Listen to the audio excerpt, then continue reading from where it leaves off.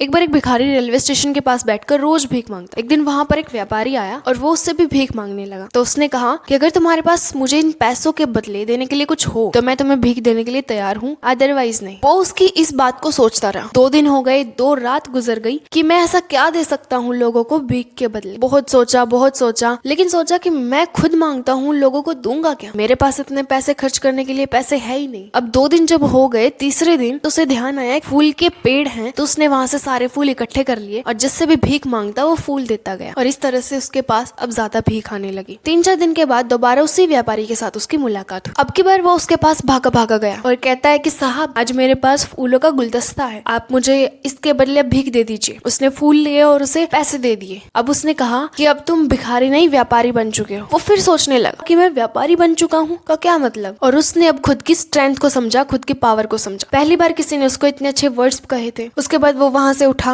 और उसने भीख मांगनी बंद कर दी और एक व्यापार शुरू कर दिया। एक दिन उसी रेलवे स्टेशन पे 2 व्यापारियों की मुलाकात होती। एक व्यापारी वो जो भिखारी था और एक व्यापारी वो जो सलाह देने वाला था। ये चीज देखकर व्यापारी बहुत हैरान था। इस कहानी से हमें 2 सीख मिलती है। पहली चीज, हमें ये पता होना चाहिए कि हमारी लाइफ में हमें करना क्या है। दूसरी सीख, हमें अपनी स्ट्रेंथ जरूर पहचाननी चाहिए। जब तक वो खुद को भिखारी समझता रहा, वो कभी कुछ नहीं कर पाया, लेकिन जिस दिन उसने खुद की स्ट्रेंथ पहचानी, उस दिन के बाद उसने खुद को कुछ और ही पाया। खुद को कभी कमजोर मत आंकना। जय श्री कृष्ण।